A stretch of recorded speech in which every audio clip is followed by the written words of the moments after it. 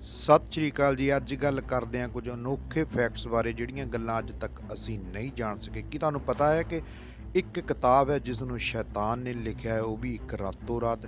ਕੀ ਤੁਹਾਨੂੰ ਪਤਾ ਹੈ ਕਿ ਦੁਨੀਆ ਦੀ ਸਭ ਤੋਂ ਵੱਡੀ ਕਿਤਾਬ ਕਿੱਥੇ ਹੈ? ਤੇ ਕੀ ਤੁਹਾਨੂੰ ਪਤਾ ਹੈ ਕਿ ਜਾਪਾਨ ਦੇ ਇੱਕ ਫੌਜੀ ਨੂੰ ਪਤਾ ਹੀ ਨਹੀਂ ਸੀ ਕਿ ਵਰਲਡ ਵਾਰ 2 ਖਤਮ ਹੋ ਗਿਆ ਤੇ ਫਿਰ ਵੀ ਉਹ ਲੁਕਿਆ ਰਿਹਾ ਤੇ ਪੂਰੇ 32 ਸਾਲ ਬਾਅਦ ਲੱਭਿਆ।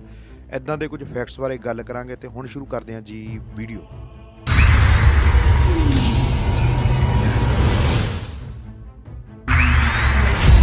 ਸਤਿ ਸ਼੍ਰੀ ਅਕਾਲ ਜੀ। ਗੁਮਨਾਮ ਇਨ ਰੀਅਲ ਵਰਲਡ ਵਿੱਚ ਤੁਹਾਡਾ ਸਵਾਗਤ ਹੈ ਤੇ ਅੱਜ ਗੱਲ ਕਰ ਰਹੇ ਹਾਂ ਅਸੀਂ ਕੁਝ ਸੱਚੀਆਂ ਕਹਾਣੀਆਂ ਦੀ।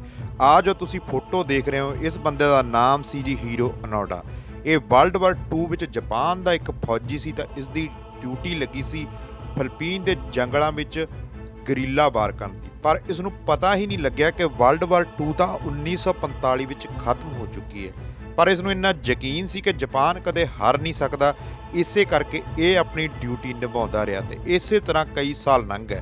ਪਰ ਹੌਲੀ-ਹੌਲੀ ਫੌਜ ਨੂੰ ਮਹਿਸੂਸ ਹੋਇਆ ਕਿ ਸਾਡਾ ਇੱਕ ਸਿਪਾਹੀ ਤਾਂ ਅੱਜ ਤੱਕ ਸਾਨੂੰ ਲੱਭਿਆ ਹੀ ਨਹੀਂ। ਇਸੇ ਕਰਕੇ ਇਸ ਦੀ ਭਾਲ ਵਿੱਚ ਕਈ ਵਾਰ ਫੌਜ ਨੇ ਲੱਭਣ ਦੀ ਕੋਸ਼ਿਸ਼ ਕੀਤੀ, ਪਰ ਉਸ ਟਾਈਮ ਫਿਲੀਪੀਨ ਦਾ ਉੱਥੇ ਰਾਜ ਹੋ ਚੁੱਕਾ ਸੀ।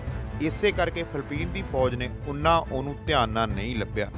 ਪਰ ਫਿਰ ਵੀ ਉਹਦੇ ਲੱਭਣ ਲਈ ਕਈ ਵਾਰ ਜਹਾਜ਼ ਨਾਲ ਪੈਂਪਲੇਟ ਸੱਟੇ ਗਏ ਕਿ ਅਸੀਂ ਵਰਲਡ ਵਾਰ 2 ਹਾਰ ਚੁੱਕੇ ਹਾਂ ਤੇ ਹੁਣ ਤੂੰ ਬਾਹਰ ਆ ਜਾ। ਪਰ ਇਸ ਨੂੰ ਯਕੀਨ ਸੀ ਕਿ ਜਾਪਾਨ ਕਦੇ ਜੰਗ ਹਾਰ ਹੀ ਨਹੀਂ ਸਕਦਾ, ਇਸੇ ਕਰਕੇ ਇਹ ਬਾਹਰ ਨਹੀਂ ਆਇਆ। ਇਸੇ ਤਰ੍ਹਾਂ ਸਮਾਂ ਲੰਘਦਾ 32 ਸਾਲ ਹੋ ਗਏ ਅਤੇ 32 ਸਾਲ ਬਾਅਦ ਇਸ ਨੂੰ ਇੱਕ ਸਟੂਡੈਂਟ ਮਿਲਿਆ ਜੋ ਕਿ ਉੱਥੇ ਸੈਰ ਕਰਨ ਆਇਆ ਸੀ, ਜਿਸ ਨੂੰ ਦੇਖ ਕੇ ਇਸ ਨੇ ਹਮਲਾ ਕਰ ਦਿੱਤਾ ਕਿਉਂਕਿ ਇਸ ਨੂੰ ਲੱਗਦਾ ਸੀ ਕਿ ਇਹ ਕੋਈ ਅਮਰੀਕਾ ਦਾ ਫੌਜੀ ਹੋ ਸਕਦਾ ਹੈ।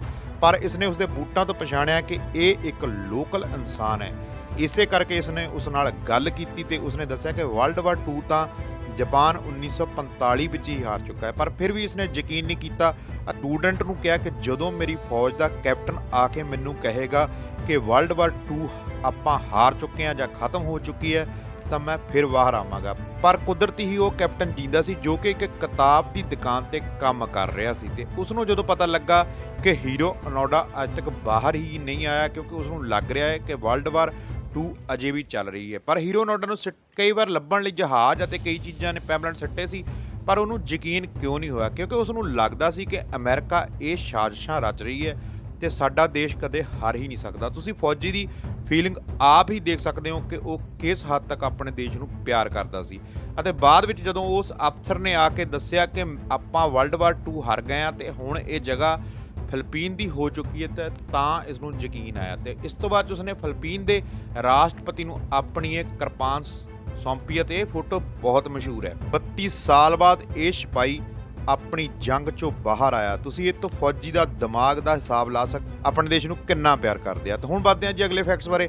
ਆ ਜੋ ਤੁਸੀਂ ਕਿਤਾਬ ਦੇਖ ਰਹੇ ਹੋ, ਇਹ ਕਿਤਾਬ ਰਾਤੋਂ ਰਾਤ ਲਿਖੀ ਗਈ। ਇਸ ਨੂੰ ਸ਼ੈਤਾਨ ਦੀ ਕਿਤਾਬ ਕਿਹਾ ਜਾਂਦਾ, ਇੰਗਲਿਸ਼ ਵਿੱਚ ਇਸ ਨੂੰ ਡੈਵਲ ਬਾਈਬਲ ਕਿਹਾ ਜਾਂਦਾ ਹੈ ਤੇ ਇਹ ਕਿਤਾਬ 160 ਗਧਿਆਂ ਦੇ ਮਾਸ ਨਾਲ ਬਣੀ ਹੋਈ ਹੈ ਜੋ ਕਿ ਵਿਗਿਆਨਕਾਂ ਨੇ ਕਿਹਾ ਕਿ ਇਸ ਨੂੰ ਲਿਖਣ ਲਈ 30 ਸਾਲ ਤੱਕ ਘੱਟੋ ਘੱਟ ਲੱਗਦੇ।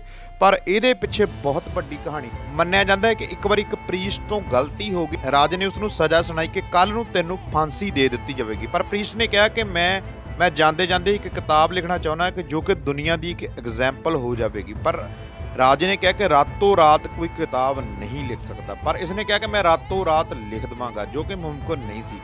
ਜਦੋਂ ਅੱਧੀ ਰਾਤ ਹੋਈ ਤਾਂ ਇਸ ਨੂੰ ਮਹਿਸੂਸ ਹੋਇਆ ਕਿ ਇਹ ਕਿਤਾਬ ਨਹੀਂ ਲਿਖੀ ਜਾ ਸਕਦੀ। ਉਸ ਤੋਂ ਬਾਅਦ ਇਸ ਨੇ ਸ਼ੈਤਾਨ ਦੀ ਪੂਜਾ ਕੀਤੀ ਅਤੇ ਸ਼ੈਤਾਨ ਨੇ ਇਸ ਦੀ ਮਦਦ ਕੀਤੀ ਅਤੇ ਰਾਤੋਂ ਰਾਤ ਇਹ ਕਿਤਾਬ ਲਿਖੀ ਗਈ। ਇਹ ਕਿਤਾਬ 14 ਫੁੱਟ ਲੰਬੀ ਹੈ ਤੇ ਇਸ ਦੇ 330 ਪੰਨੇ ਨੇ ਤੇ ਤੁਸੀਂ ਜਾਣ ਕੇ ਹੈਰਾਨ ਹੋ ਜਾਓਗੇ ਕਿ ਇਹ ਸਾਰੀ ਕਿਤਾਬ ਹੱਥ ਨਾਲ ਹੀ ਲਿਖੀ ਹੋਈ ਹੈ ਕਿਉਂਕਿ ਇਸ ਦੀ ਜੋ ਰਾਈਟਿੰਗ ਹੈ ਇੱਕੋ ਹੀ ਬੰਦੇ ਦੀ ਹੈ। ਵਿਗਿਆਨਕ ਅੱਜ ਤੱਕ ਸਮਝ ਨਹੀਂ ਸਕੇ ਕਿ ਰਾਤੋਂ ਰਾਤ ਇਹ ਕਿਤਾਬ ਕਿੱਦਾਂ ਲਿਖ ਹੋ ਗਈ।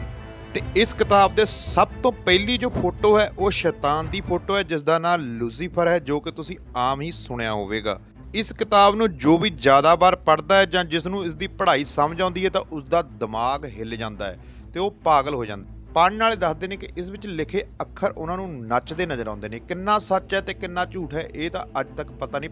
ਤੇ ਇਹ ਕਿਤਾਬ ਤੁਹਾਨੂੰ ਅੱਜ ਵੀ ਸਵੀਡਨ ਦੇ ਇੱਕ ਮਿਊਜ਼ੀਅਮ ਵਿੱਚ ਮਿਲ ਜਾਵੇਗੀ ਤੇ ਇਹ ਦੁਨੀਆ ਦੀ ਸਭ ਤੋਂ ਵੱਡੀ ਸੱਚਾਈ ਹੈ। ਤੇ ਕਈ ਵਾਰ ਇਸ ਨੂੰ ਖਤਮ ਕਰਨ ਦੀ ਕੋਸ਼ਿਸ਼ ਕੀਤੀ ਗਈ ਪਰ ਡਰਦੇ ਕਿਸੇ ਨੇ ਅਜੇ ਤੱਕ ਖਤਮ ਨਹੀਂ ਕੀਤੀ। ਬਾਕੀ ਇਹ ਜੇ ਕਿਤਾਬ ਤੁਸੀਂ ਦੇਖਣਾ ਚਾਹੁੰਦੇ ਹੋ ਤਾਂ ਇਹ ਸਵੀਡਨ ਵਿੱਚ ਮਿਲ ਜਾਵੇਗੀ। ਤੇ ਹੁਣ ਵੱਧਦੇ ਹਾਂ ਜੀ ਅਗਲੇ ਫੈਕਟਸ ਬਾਰੇ। ਜੋ ਆ ਤੁਸੀਂ ਦੇਖ ਰਹੇ ਹੋ ਦੁਨੀਆ ਦਾ ਸਭ ਤੋਂ ਵੱਡਾ ਦਰਖਤ ਹੈ ਤੇ ਇਹ ਅਮਰੀਕਾ ਦੇ ਕੈਲੀਫੋਰਨੀਆ ਵਿੱਚ ਹੈ, ਜੋ ਕਿ ਹੁਣੇ ਹੀ ਥੋੜੇ ਸਾਲਾਂ ਪਹਿਲਾਂ ਇਸ ਦੀ ਉਚਾਈ ਆਈਫਲ ਟਾਵਰ ਨਾਲੋਂ 3 ਗੁਣਾ ਜ਼ਿਆਦਾ ਹੈ ਤੇ ਇਹ ਦੁਨੀਆ ਦਾ ਸਭ ਤੋਂ ਵੱਡਾ ਦਰਖਤ ਹੈ, ਜੋ ਕਿ ਤੁਸੀਂ ਫੋਟੋਆਂ ਵਿੱਚ ਦੇਖ ਹੀ ਰਹੇ ਹੋ। ਤੇ ਹੁਣ ਦੱਸਦੇ ਹਾਂ ਦੁਨੀਆ ਦੀ ਸਭ ਤੋਂ ਵੱਡੀ ਕਿਤਾਬ ਹੰਗਰੀ ਵਿੱਚ ਪਈ ਹੈ, ਜਿਹਦਾ ਵਜ਼ਨ ਹੈ 14 ਕੁਇੰਟਲ 20 ਕਿਲੋ ਤੇ ਇਸ ਦੇ ਪੇਜ ਪਲਟਣ ਲਈ 6 ਬੰਦੇ ਚਾਹੀਦੇ ਨੇ ਤੇ ਇਹ ਦੁਨੀਆ ਦੀ ਸਭ ਤੋਂ ਵੱਡੀ ਕਿਤਾਬ ਹੈ, ਜਿਸ ਦਾ ਰਿਕਾਰਡ ਹੈ ਕਿ ਇਸ ਤੋਂ ਵੱਡੀ ਕਿਤਾਬ ਅੱਜ ਤੱਕ ਨਹੀਂ ਬਣੀ।